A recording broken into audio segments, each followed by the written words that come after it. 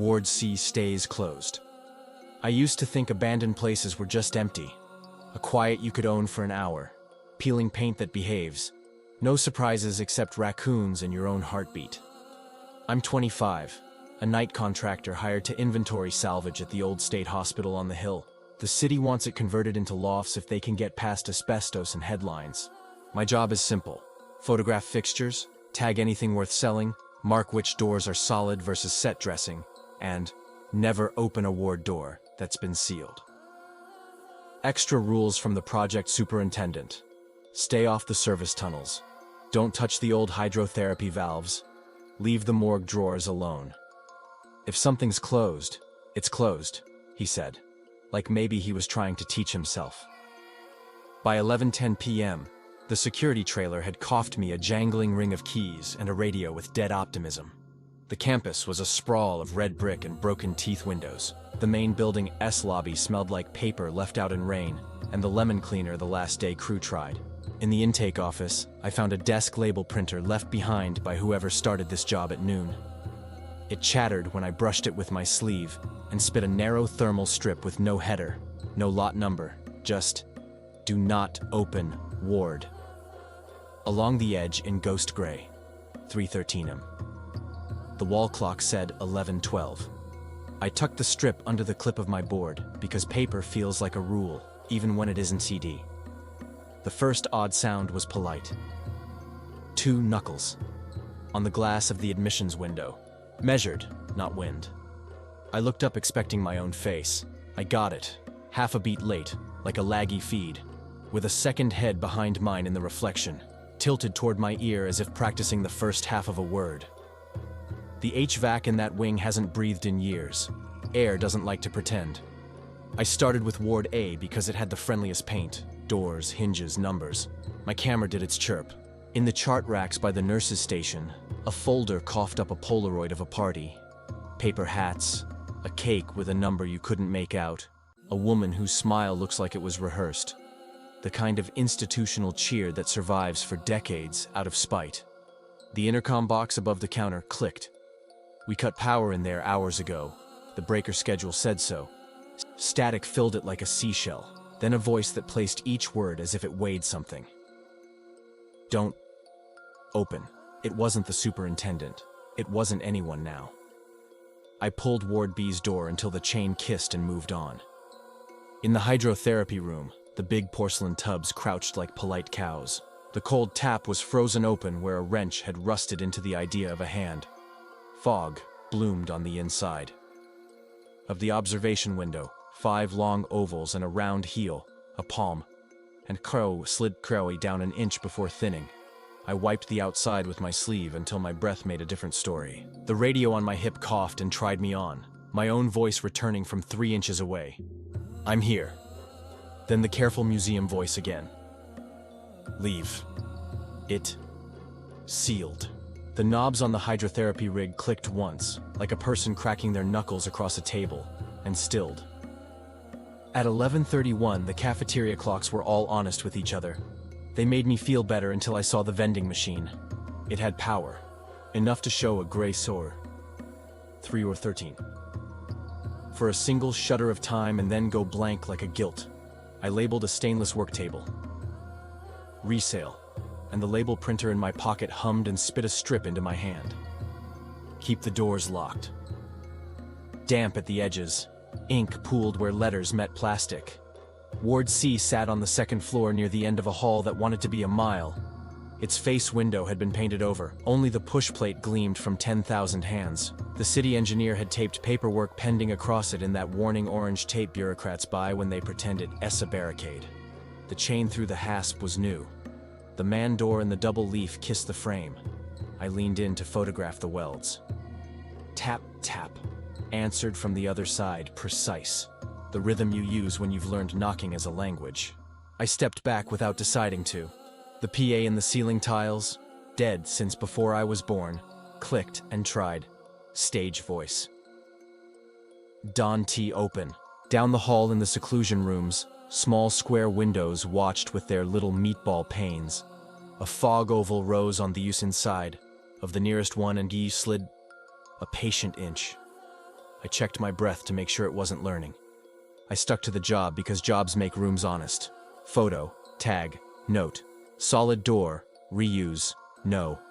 Hinges, replace. Bed, bolted. In the pharmacy, the safe style sat at a number someone had loved, worn shiny by thumbs. The phone on the wall, a rotary in institutional beige, rang once and then swallowed it. When I put the handset to my ear, the building sounded like a person thinking about water. Then, that careful wait again.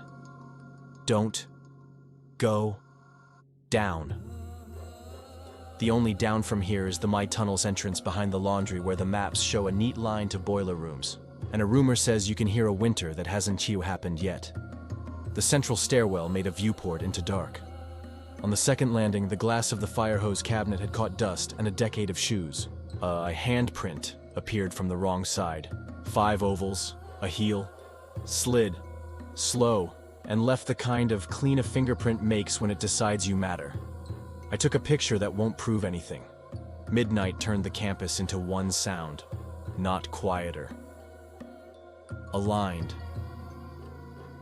Wind through broken panes, my boots on grit, the hum from God knows where, everything breathed on the same beat. In that held chord, Ward C's chain shivered without movement, and the hasp made the tiny cough of metal being patient. I put my palm lightly to the painted-over glass. Through wood and steel, I felt a pressure that matched me, polite, like hands through a door agreeing on existence. The radio on my hip exhaled one small, tired syllable. Don't.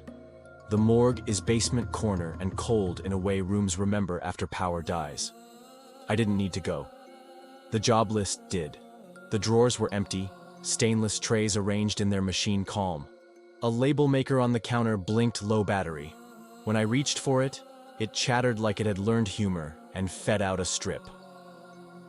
Do not open drawers. I didn't. On the glass of the autopsy light, a face lived for one blink in the reflection that wasn't my angle, head tilted, mouth parted, as if it had just found the first half of Nyang. Don T. At 12:23, the superintendent texted, "You good?" I typed, "Mostly," and watched the timestamp blink. 3:13.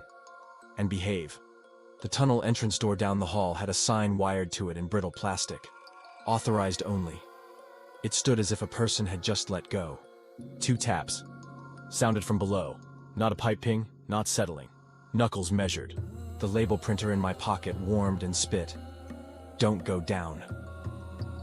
I stuck it to the door and told myself I was on the side of policy.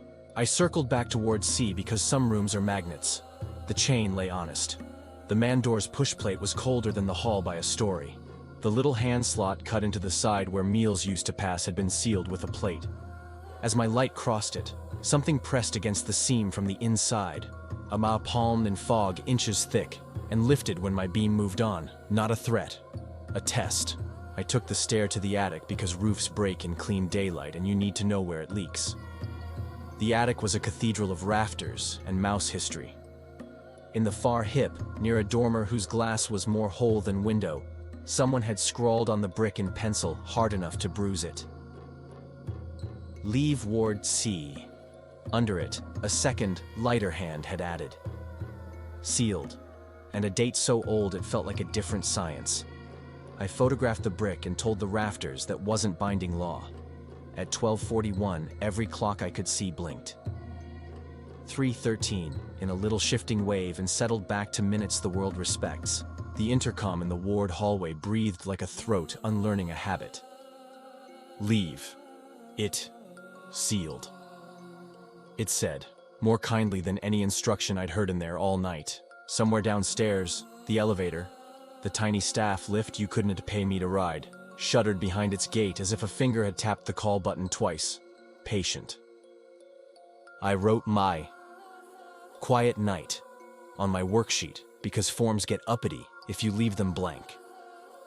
The page felt damp under my hand where the letters met paper. The radio hissed in my ear like a person who needed to decide what to say. I unscrewed my water bottle and let the noise run out of the room. Back by Ward C, I put my palm to the paint again without meaning to. The pressure met it. gentle, like apology. A pat-tap-tap answered near my ear from the inside, exact to the beat of my own pulse. Closed, I said, deciding that words can be bolts if you use the right ones. The chain didn't move. The door didn't argue. The breath on the other side exhaled like someone conceding a point. The tunnel door stood a little wider on my way back than it had before. Not open. Considering. The stair smelled like coins and mold, the scent of a building that once had water above its patience.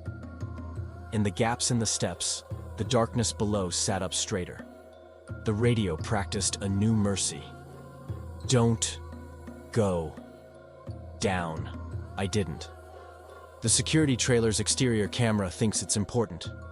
It showed the empty courtyard, then for a single frame the reflection of my own monitor with a head, just behind mine, turned to listen at my shoulder.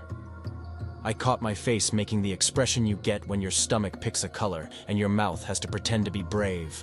At Hoi 3.3.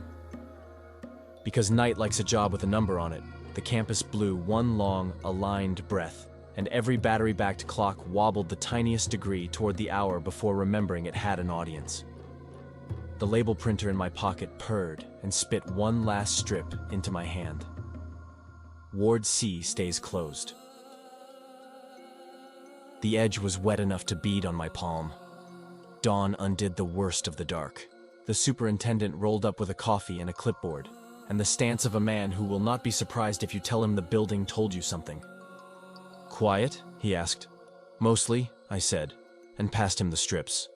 He frowned at Borei. Do not open Ward. Like it was a code, not a sentence. Printer's old, he decided, which is the blessing people in charge keep for nights they didn't waste on. He walked with me to Ward C, touched the chain with 2 fingers like a nurse checks a forehead, and said, with a tone half joke and half rule, "We'll leave this for daylight." I traded nights for days 3 weeks later. I tell people it's for the commute. I keep the Ward C strip in my wallet like a saint card. In my apartment sometimes around Tower 3 or 18, the hallway knocks twice 12 in that patient language, and the peephole glass fogs a thumb width higher than my breath. Our bald palm clears a small circle from the wrong side and slides an inch before remembering manners. When it does, I keep my hand on the deadbolt and say, in the steady voice the hospital taught me, Ward stays closed. For a long, thin moment, the wood cools under my palm as if another hand has matched mine through it and agreed. The building breathes like a corridor connected to bigger rooms, and whatever stands a half beat behind my reflection, head tilted, mouth parting on the first half of the don't, chooses someone else's tunnels and leaves me to take pictures in honest daylight. If you survived this far, leave your like to prove you are not afraid.